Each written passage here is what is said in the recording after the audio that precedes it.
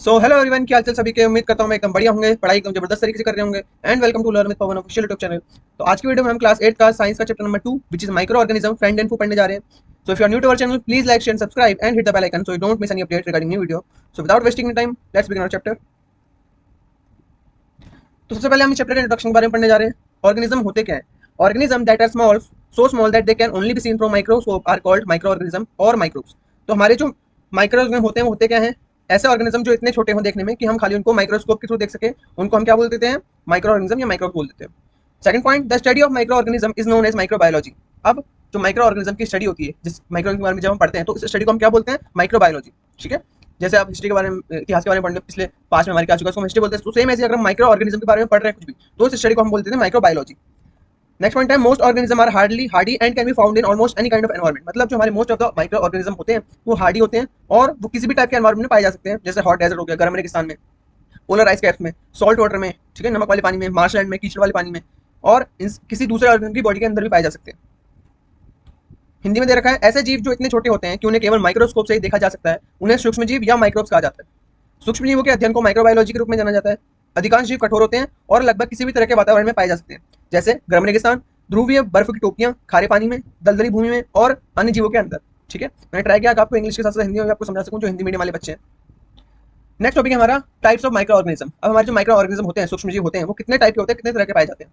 There are 5 major groups of micro organism, these are as follows. ठीक है, तो हमारे माइक्रो ऑर्गेनिज्म को 5 कैटेगरी में क्लासिफाई कर रखा है। वो कौन कौन से हैं?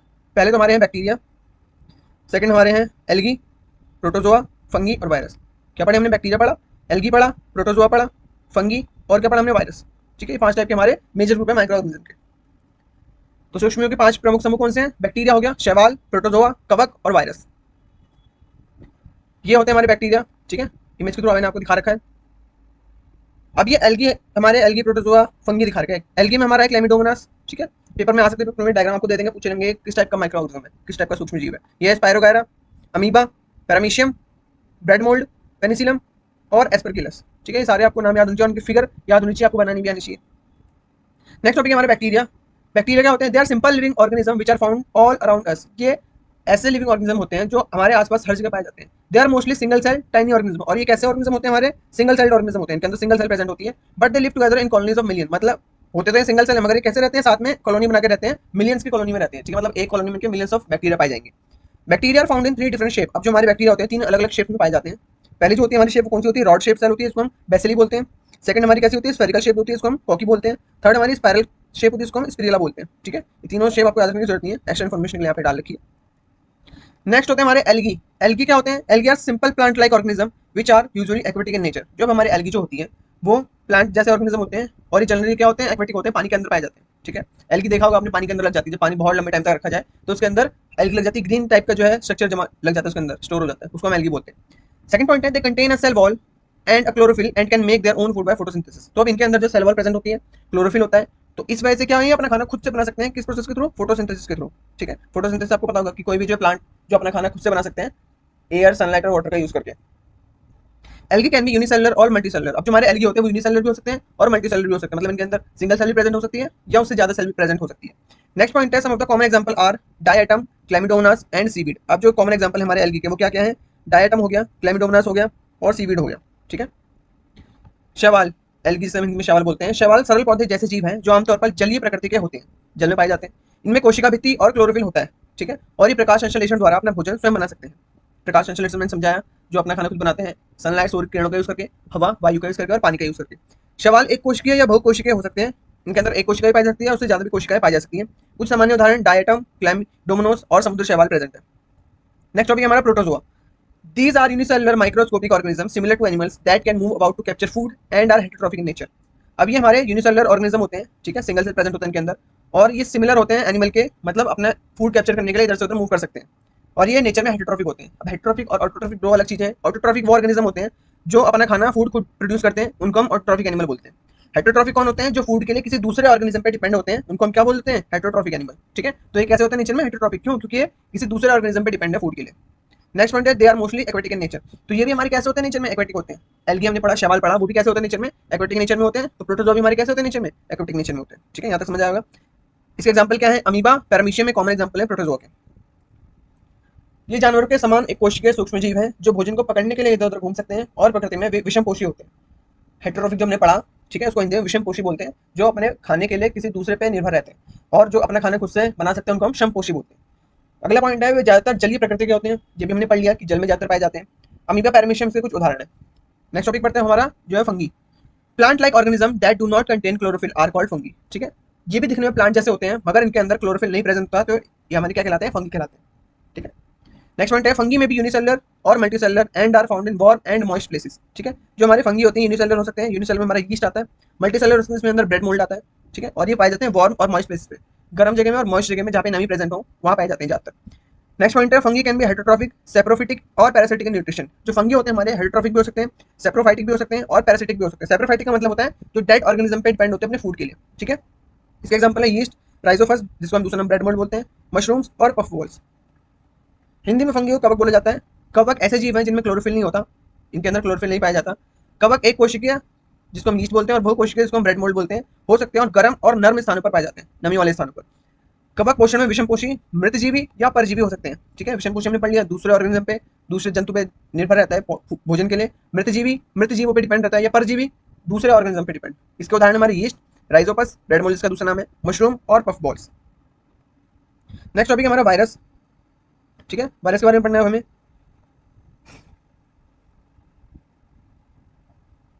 Virus are smaller than any known cell. Virus जो है किसी भी नोन सेल से छोटे होते हैं। ठीक है, मतलब स्मॉल साइज में होते हैं। Virus can only be seen with electron microscope. अब वायरस को हम खाली एक डिफरेंट टाइप का माइक्रोस्कोप आता है, इलेक्ट्रॉन माइक्रोस्कोप, उसी से इसको देखा जा सकता है। Virus can reproduce only inside the bodies of other organism which mean they need a host. मतलब कि जो हमारे वायरस होते हैं वो खाली किसी दूसरे ऑर्गेनिज्म की बॉडी के अंदर ही जीवित रह सकते हैं, जिंदा रह सकते हैं, वरना अगर ये ऑर्गेनिज्म की बॉडी से बाहर निकल गए तो ये डेड हो जाते हैं। ठीक है, ये डेड की तरह बिहेव करने लग जाते हैं। तो इसका मतलब क्या है कि इनको एक होस्ट चाहिए जिंदा रहने के लिए।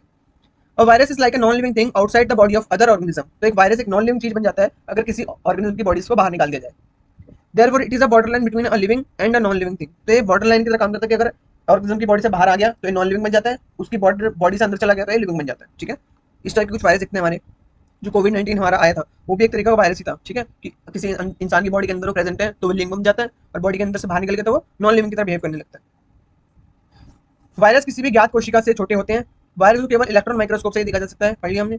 वायरस केवल दूसरे जीवों के शरीर के अंदर ही प्रजनन कर सकते हैं, मतलब प्रोडक्शन कर सकते हैं, जिसका मतलब है कि उन्हें एक मेजबान की जरूरत होती है, किसी एक शरीर की जरूरत होती है। वायरस दूसरे जीवों के शरीर के बाहर एक निर्जीव चीज की तरह होता है, इसलिए एक जीवित और निर्जीव चीज के बीच की सीमा रेखा है।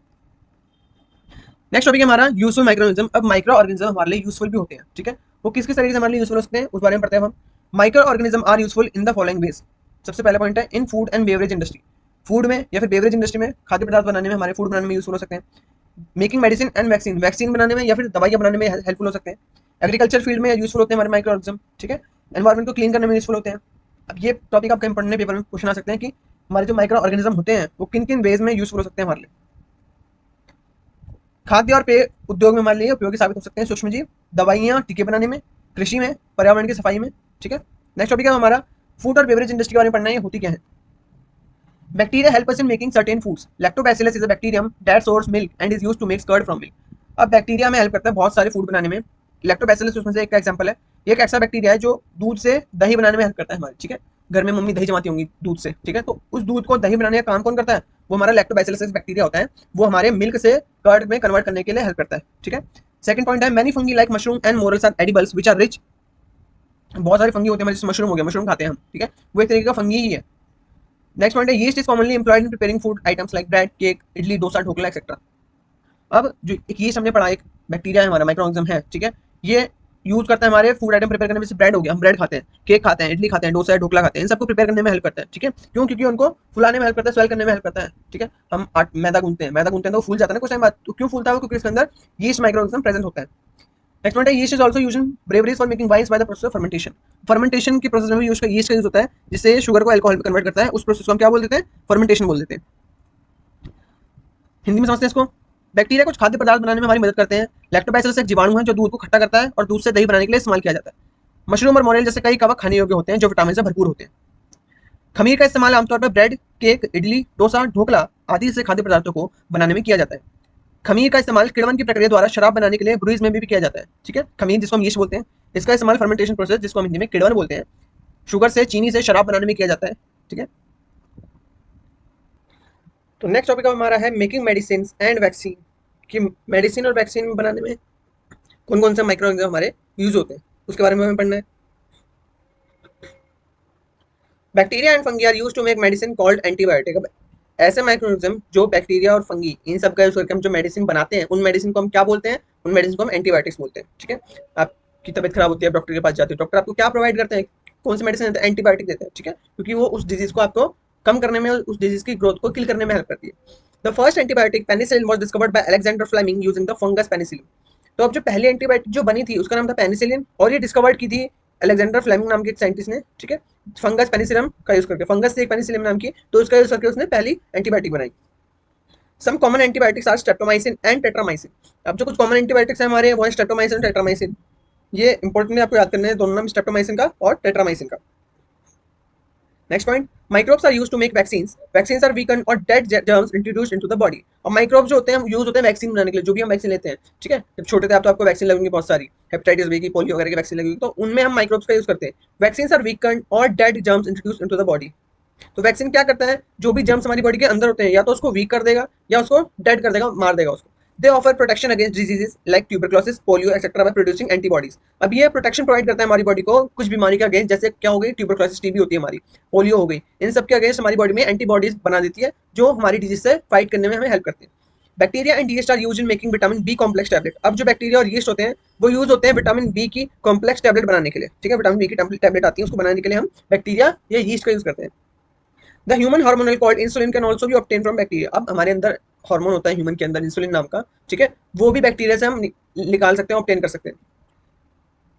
समझा दिया मैंने आपको। एंटीबायोटिक्स स्ट्रेप्टोमाइसिन टेट्रामाइसिन दो सामान्य है हमारी एंटीबायोटिक्स। ठीक है, सूक्ष्मजीवों का उपयोग टीके बनाने के लिए किया जाता है। टीके हमारे शरीर में मृत कीटाणु को खत्म कर देते हैं, एंटीबॉडी का उत्पन्न करके, जो हमारी ट्यूबरक्लोसिस होती है, टीबी की बीमारी, पोलियो सी बीमारी से सुरक्षा प्रदान करते हैं। नेक्स्ट टॉपिक है हमारा कि हमारे जो माइक्रो ऑर्गेनिज्म होते हैं वो एग्रीकल्चर में किस टाइप से हमारी हेल्प करते हैं। Some bacteria like rhizobium, blue green algae like nostoc live in the root nodules of plant such as gram, pea etcetera. These bacteria absorb the nitrogen of the atmosphere and convert it into nitrate, which serve as natural fertilizer for plant, hence enhancing soil fertility.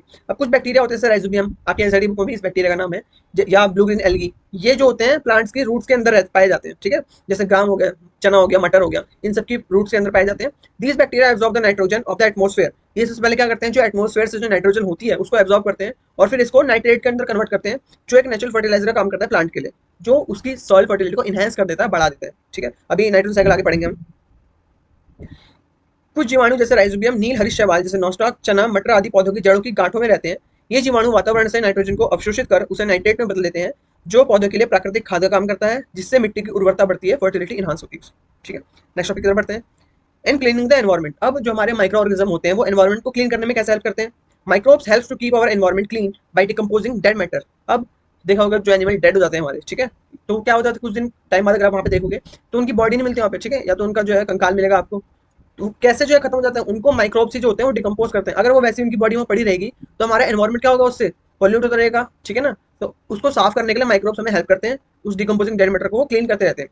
They decompose substances are recycled as these get reused from the soil. अब ये use कैसे करते हैं, जो कोई भी plant के decompose substance हो गए, प्लांट के अंदर चले गए, मिट्टी के अंदर चले गए, और उस मिट्टी को प्लांट यूज करते हैं अपने न्यूट्रिएंट के तौर पे। ठीक है, नेक्स्ट टॉपिक है some bacteria decompose sewage and other waste in water. कुछ बैक्टीरिया जो होते हैं वो सीवेज को डिकम्पोज कर देते हैं और जो बाकी वेस्ट होता है पानी के अंदर। ठीक है, this is nature's method of keeping the environment free from pollution. ये नेचर का तरीका है हमारा, हमारे एनवायरमेंट को, प्रकृति को पॉल्यूशन से फ्री रखने का हमें। ठीक है,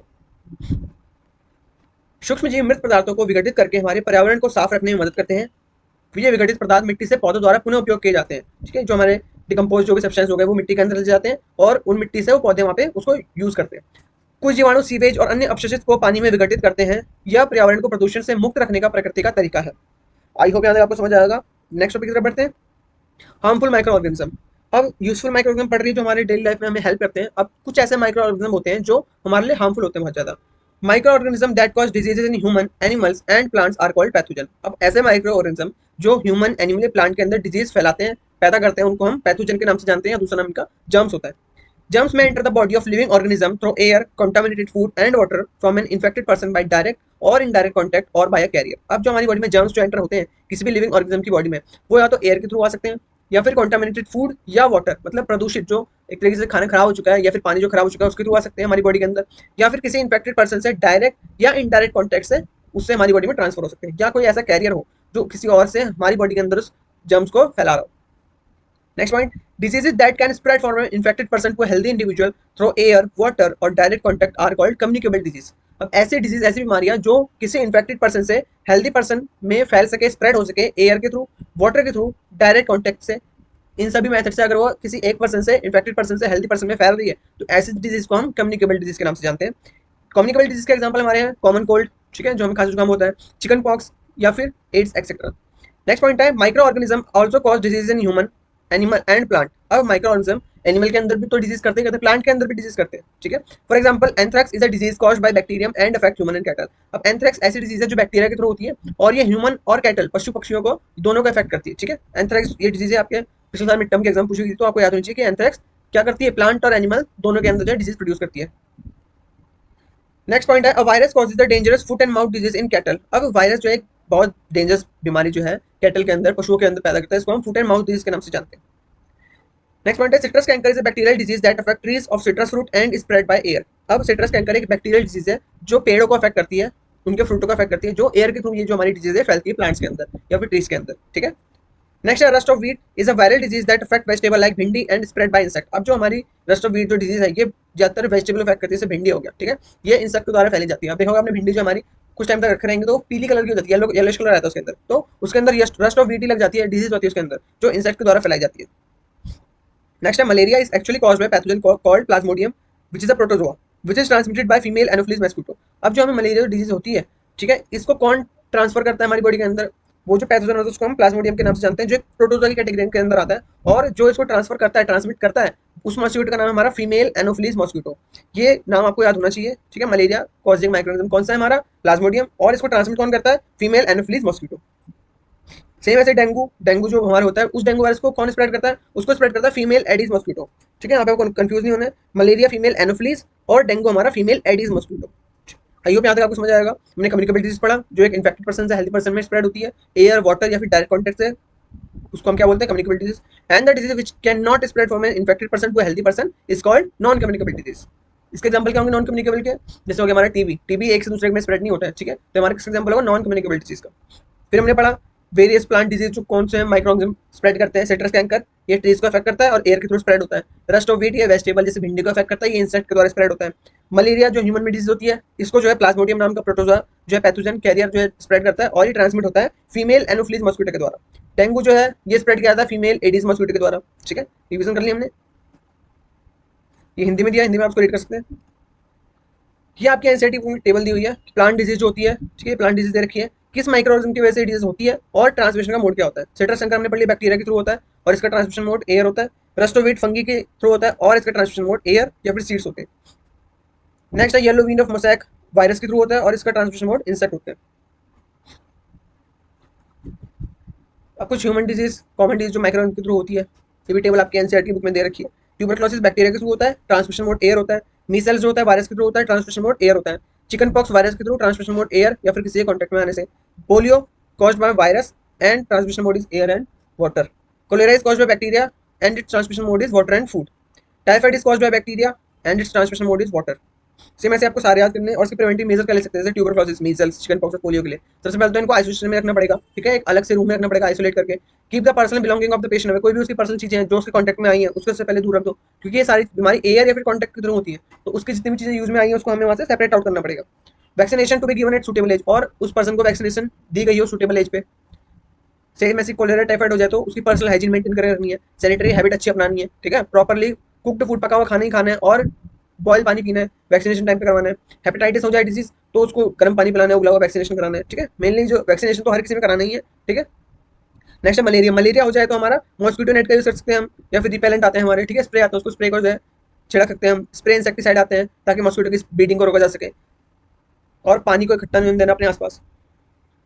हिंदी की टेबल इसको भी आप याद कर सकते हैं। अब नेक्स्ट टॉपिक है हमारा preventing the spread of communicable disease. अब हम कम्युनिकेबल डिजीज के स्प्रेड होने को कैसे प्रिवेंट कर सकते हैं, उसको कैसे बचा सकते हैं, ठीक है।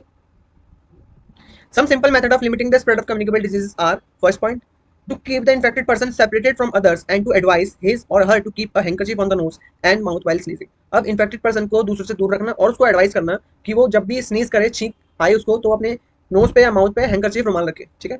तो आपको हर जगह एडवाइस मिलती होगी, बचपन से आप सीखते आ रहे हो उसको। सेकंड है टू कीप और एनवायरमेंट और सराउंडिंग क्लीन, अपने एनवायरमेंट को, अपने आसपास के वातावरण को, ठीक है, उस जगह को साफ रखना चाहिए। नेक्स्ट है never let garbage collect in the neighbourhood, और अपने आस पड़ोस में कभी भी गार्बेज या कूड़ा कचरा इकट्ठा ना होने। Timely vaccination against disease should also be taken, और टाइमली हमें जो वैक्सीनेशन जो बचपन में हमें लगते हैं वो टाइम टाइम हमें प्रॉपर जितने भी लगते हैं उन सारे लेने चाहिए हमें, ठीक है, ताकि हम बीमारियों से दूर रह सकें। To prevent mosquitoes from breeding we should not allow water to collect anywhere in our neighbourhood, अब मॉस्किटोज की प्रिवेंशन को, ब्रीडिंग को रोकने के लिए, उनकी बढ़ाव को रोकने के लिए हमें आसपास हमारे कहीं भी पानी इकट्ठा करके नहीं रखना चाहिए। संक्रामक रोगों को प्रसार को सीमित करने के सरल तरीके, संक्रमित व्यक्ति को दूसरों से अलग रखना, उसे छींकते समय नाक और मुंह पर रुमाल रखने की सलाह देना। दूसरा है अपने आसपास के वातावरण को साफ रखना, आस पड़ोस में कभी भी कूड़ा कचरा इकट्ठा ना होने देना, बीमारी के खिलाफ समय पर टीकाकरण भी करवाना, मच्छरों को पनपने से रोकने के लिए हमें अपने आस पड़ोस में कहीं भी पानी इकट्ठा नहीं होने देना चाहिए, ठीक है। नेक्स्ट टॉपिक हमारा फूड स्पॉइलेज, अब जो हमारा खाना जो खराब हो जाता है उसके बारे में पढ़ेंगे हम कि फूड पॉइजनिंग किसे बोलते हैं। Many bacteria and fungi grow on food items and produce certain toxic substances, अब बहुत से ऐसे बैक्टीरिया और फंगस होते हैं जो फूड आइटम के ऊपर ग्रो होते हैं और उसमें टॉक्सिक सब्सटेंस, जहरीले पदार्थ जो है प्रोड्यूस कर देते हैं, और ये हमारे खाने को, this makes the food unfit for consumption, हमारे कंजप्शन के लिए हमारे फूड को अनफिट बना देते हैं। Consuming such food can cause a serious illness called food poisoning, ऐसे अगर हम खाने को कंज्यूम करेंगे हमारी बॉडी के अंदर तो इसकी वजह से एक भयानक बीमारी हो जाएगी जिसको हम फूड पॉइजनिंग के नाम से जानते हैं, ठीक है। फूड पॉइजनिंग समझ में आया?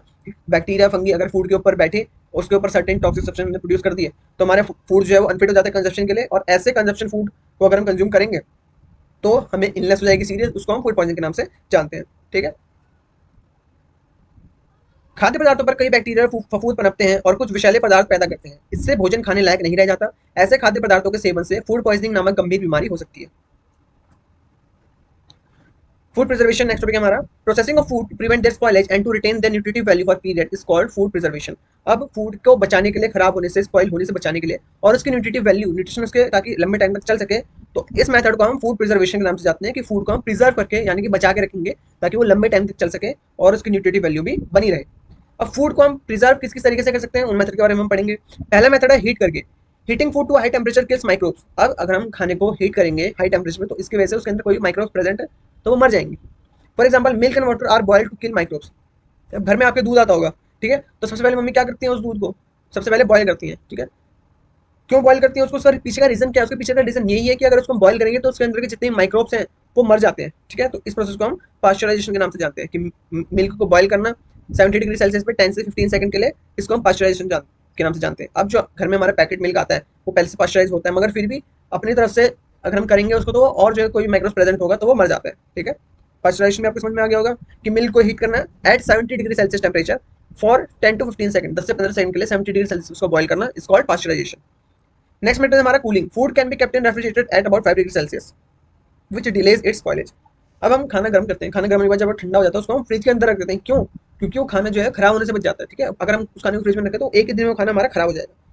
नेक्स्ट मिनट है हमारा canning, canning is done to package और preserve food and drinking by putting it in sealed airtight container, अब जो हम बाहर से जो खाना लेते हैं, कुछ खाना जो कैन के अंदर आता है, जो कैंस होती हैं, ठीक है, एल्यूमिनियम कैन या फिर पैकेट फूड आते हैं, वो सील होते हैं, उसके अंदर नाइट्रोजन गैस भरी होती है ताकि उसको हम प्रिजर्व करके रख सकें, उसको स्पॉइल होने से बचा सकें। नेक्स्ट मेथड है हमारा salting, fruit and vegetable can be preserved by using salt and then drying, salt prevent the growth of microbes, अब सब्जी सब्जी बनाते हैं हम, ठीक है, या फिर हम अचार वगैरह बनाते हैं उसके अंदर नमक डालते हैं, नमक क्यों डालते हैं, क्योंकि जो नमक होता है वो उसको सूखने से बचाता है और उसको लंबे टाइम तक चलाने का काम करता है। नेक्स्ट मेथड है हमारा sweetening, excess sugar can also work on the same principle as salting, अब जो अगर हम चीनी डालेंगे, चीनी वही काम करती है जो काम हमारा सॉल्ट करता है, नमक करता है, चीनी हमारे खाने को लंबे टाइम तक चलाने का काम करती है। Jams, jellies and squashes are preserve by this method, हमारी जो जैम होती है, जितनी भी जेलीज आती है हमारी, ठीक है, वो इस मेथड में हमारी प्रिजर्व हो सकती है, लंबे टाइम तक चल सकती है। नेक्स्ट है हमारा ड्राई और dehydration, dehydration of food remaining water from it, this stop microorganisms from growing as they cannot grow without water, तो फूड का डिहाइड्रेशन मतलब उसमें से फूड के अंदर से पानी निकालना, क्यों? क्योंकि जितने भी हमारे माइक्रो ऑर्गेनिज्म होते हैं वो पानी के बिना जिंदा नहीं रह सकते, पानी के बिना ग्रो नहीं कर सकते। नेक्स्ट होता है हमारे केमिकल प्रिजर्वेटिव, जैसे कुछ केमिकल होते हैं सोडियम बेंजोएट, सोडियम मेटाबाइसल्फाइड, ये हमारे माइक्रोबियल अटैक को बचाते हैं और इनका हम यूज करते हैं जैम, सॉस या केचप को प्रिवेंट करने के लिए। ये 6 के 6 मेथड आपको समझ आएंगे, जो केमिकल मेथड बताया वो समझ आएगा, सारे मेथड आपको याद करने। हिंदी में खाद्य संरक्षण के मेथड आपको बता रखे हैं, खाद्य पदार्थों को गर्म करने से, ठीक है, ठंडा करने से, डिब्बा बंद करने से, नमकीन बनाने से, खाने को मीठा करने से, या खाने को निर्जलीकरण करना, खाने का है सूखा करना, और रासायनिक परिरक्षक। नेक्स्ट और लास्ट टॉपिक जो हमारे चैप्टर का है वो है नाइट्रोजन साइकिल। अब नाइट्रोजन साइकिल के बारे में पढ़ना है। अवर एटमॉस्फेयर है 78% नाइट्रोजन गैस। अब आपको पता होगा हमारे एटमॉस्फेयर में 78% नाइट्रोजन गैस प्रेजेंट है, ठीक है, और बाकी जो बची अदर गैसेस हैं उसमें 21% जो हमारी ऑक्सीजन गैस हो गई। Nitrogen was one of the essential constituent of all living organism as part of proteins, chlorophyll, nucleic acid and vitamin. अब जो हमारा नाइट्रोजन है एक एसेंशियल कॉन्स्टिट्यूएंट है, महत्वपूर्ण अंग है सारे लिविंग ऑर्गेनिज्म का, जो पार्ट है प्रोटीन का, क्लोरोफिल का, न्यूक्लिक एसिड और विटामिन का एक पार्ट है। The atmospheric nitrogen can not be taken directly by plant and animal. अब जो एयर में जो नाइट्रोजन प्रेजेंट होती है वो डायरेक्ट प्लांट या एनिमल डायरेक्ट एयर से नहीं ले सकते हैं। तो कुछ बैक्टीरिया या ब्लू ग्रीन एल्गी जो होते हैं वो सॉइल में जो नाइट्रोजन है उसको फिक्स करते हैं एटमॉस्फेयर से, और उस कंपाउंड के उस नाइट्रोजन कंपाउंड को कन्वर्ट करते हैं कॉम्प्लेक्स नाइट्रोजन से सिंपल नाइट्रोजन के अंदर। अब एक बार नाइट्रोजन कन्वर्ट हो गई, once nitrogen is converted into this usable compound, it can be utilized by plant from the soil through their root. अब एक बार नाइट्रोजन कन्वर्ट हो गई यूजेबल कंपाउंड में, तो ये प्लांट के द्वारा सॉइल के थ्रू यूटिलाइज कर ली जाती है प्लांट के अंदर।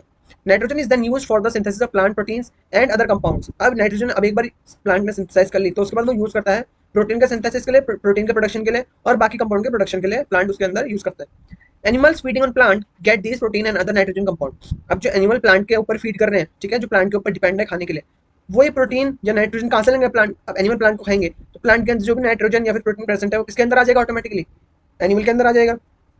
When plant and animal die, अब प्लांट या एनिमल मर गए तो bacteria and fungi present in the soil convert the nitrogenous waste into plant nitrogen compound to be used by plant. अब प्लांट एनिमल मर गए तो बैक्टीरिया जो फंगस होती है सॉइल के अंदर वो इस नाइट्रोजनस वेस्ट को दोबारा से नाइट्रोजन कंपाउंड के अंदर कन्वर्ट कर देगी ताकि प्लांट उसको दोबारा से यूज कर पाए। Certain other bacteria convert some part of them to nitrogen gas which goes back into the atmosphere. अब कुछ बाकी ऐसे बैक्टीरिया होते हैं जो इस नाइट्रोजन के बचे हुए पार्ट को नाइट्रोजन गैस के अंदर कन्वर्ट करते हैं, जो वापस एटमॉस्फेयर के अंदर जा सकती है, जिसकी वजह से जो हमारी एटमॉस्फेयर जो परसेंटेज है नाइट्रोजन की वो ना ज़्यादा होती है ना कम होती है, हमेशा फिक्स रहती है, कॉन्स्टेंट रहती है, विच इज 78%। ठीक है, ये समझ आएगा पूरा आपको नाइट्रोजन साइकिल कि एटमॉस्फेयर नाइट्रोजन डायरेक्ट एब्जॉर्ब नहीं कर सकते प्लांट एनिमल, तो ये कैसे आती है, रेन होगी तो रेन के थ्रू आ सकती है। ठीक है, फिर क्या होगा, जो भी बैक्टीरिया प्रेजेंट होंगे वो क्या करेंगे, कॉम्प्लेक्स नाइट्रोजन को सिंपल नाइट्रोजन के अंदर कन्वर्ट करेंगे और फिर उसको प्लांट यूटिलाइज करेंगे। उसके बाद ये नाइट्रोजन प्रोटीन वगैरह बनाने के लिए यूज होती है। अब प्लांट एनिमल मर गए तो उसके बाद क्या होगा, ये नाइट्रोजन कंपाउंड जो है दोबारा से प्लांट के अंदर चले जाएंगे, या फिर ये भी हो सकता है कि पानी के साथ बह के पानी के अंदर चले जाए, पानी इवेपोरेट होगा तो उसके साथ नाइट्रोजन गैस भी जो है इवेपोरेट होकर एयर के अंदर चली जाएगी, या फिर जो हमारे बैक्टीरिया होते हैं वो इस नाइट्रोजन के पार्ट को नाइट्रोजन इस गैस के अंदर कन्वर्ट करके एनवायरमेंट के अंदर पहुंचा देते हैं, जिसकी वजह से नाइट्रोजन की जो परसेंटेज है वो हमेशा फिक्स रहती है, ना ज़्यादा होती है ना लेस होती है। हमारे वायुमंडल में 78% नाइट्रोजन गैस है। नाइट्रोजन सभी सजीवों का आवश्यक संगठक है जो प्रोटीन, पर्णहरित, क्लोरोफिल, न्यूक्लिक एसिड एवं विटामिन में उपस्थित होता है। पौधे एवं जंतु वायुमंडलीय नाइट्रोजन का उपयोग सीधे नहीं कर सकते, मतलब डायरेक्ट वो उसको यूज नहीं कर सकते। मिट्टी में उपस्थित जीवाणु व नीले हरे शैवाल वायुमंडलीय नाइट्रोजन का स्थिरीकरण करके नाइट्रोजन यौगिकों में परिवर्तित कर देते हैं, मतलब जो कॉम्प्लेक्स नाइट्रोजन है, जटिल नाइट्रोजन, उसको सिंपल नाइट्रोजन में कन्वर्ट कर देते हैं। जब नाइट्रोजन इस प्रकार उपयोगी यौगिकों में परिवर्तित हो जाती है, जब ये कन्वर्ट होगी एक बार, तो पौधे इसका उपयोग मिट्टी में से जड़ तंत्र द्वारा, मतलब रूट के द्वारा करते हैं। इसके पश्चात अवशोषित नाइट्रोजन का उपयोग प्रोटीन एवं अन्य यौगिकों के संश्लेषण में करते हैं। प्रोटीन या फिर बाकी जो कंपाउंड हुए उसके प्रोडक्शन में, संश्लेषण में करते हैं, प्रोटीन वगैरह बनाने में इस्तेमाल। पौधों पर निर्भर करने वाले जंतु उनसे प्रोटीन एवं अन्य नाइट्रोजन यौगिक प्राप्त करते हैं। पौधे एवं जंतु की मृत्यु के बाद मिट्टी में उपस्थित जीवाणु एवं कवक नाइट्रोजन अवशिष्ट को नाइट्रोजन यौगिकों में परिवर्तित कर देते हैं, जो पौधों द्वारा पुनः उपयोग होता है। मतलब अगर पौधे और जंतु मर गए, मिट्टी में मिलने के बाद जीवाणु और कवक जो इनको दोबारा से कन्वर्ट करके प्लांट के अंदर भेज देते हैं, और कुछ ऐसे जो बैक्टीरिया होते हैं जो इसको दोबारा से नाइट्रोजन गैस के अंदर कन्वर्ट कर देते हैं। तो इस वजह से वायुमंडल में नाइट्रोजन की मात्रा लगभग स्थिर रहती है, ना बहुत ज्यादा ना बहुत कम हो जाती है। तो आज की क्लास यहीं पे समाप्त होती है। उम्मीद करता हूँ कि आपको ये चैप्टर समझ में आया होगा। ठीक है, मैंने हिंदी इंग्लिश दोनों में चैप्टर समझाने की कोशिश करी है, दोनों में यहाँ पे आपके लिए नोट्स लेके आया हूँ। ठीक है, आज की क्लास का आप ऐसे वेट करोगे क्लास जल्दी से जल्द खत्म हो, और अब क्लास खत्म होगी तो आपका रिएक्शन सेम ऐसे आ रहा होगा। तो आज की वीडियो के लिए इतना ही रखते हैं। उम्मीद करता हूँ आपको आज का चैप्टर पसंद आया होगा। अगर पसंद आया तो वीडियो को लाइक कीजिए, अपने दोस्तों के साथ शेयर कीजिए, चैनल को सब्सक्राइब कीजिए। मैं मिलता हूँ आपसे एक जल्दी एक नई वीडियो के साथ। अगर आपको इस चैप्टर के नोट्स और पीडीएफ चाहिए तो आप हमारे व्हाट्सएप चैनल को ज्वाइन कर सकते हैं, टेलीग्राम चैनल को ज्वाइन कर सकते हैं, और आप हमारे इंस्टा हैंडल को फॉलो कर सकते हैं, जहाँ पे आपको फ्री में इसकी नोट्स और पीडीएफ प्रोवाइड हो जाएगी। आज की वीडियो के लिए इतने रखते हैं, जल्दी मिलते हैं आपसे एक नई वीडियो में एक नए लेक्चर के साथ। तब तक के लिए स्वस्थ रहिए, मस्त रहिए, पढ़ाई करते रहिए। एग्जाम आ रहे हैं तो पढ़ना तो पड़ेगा ही ना, पढ़ते रहिए। Thank you so much for watching. Bye bye, जय हिंद, धन्यवाद।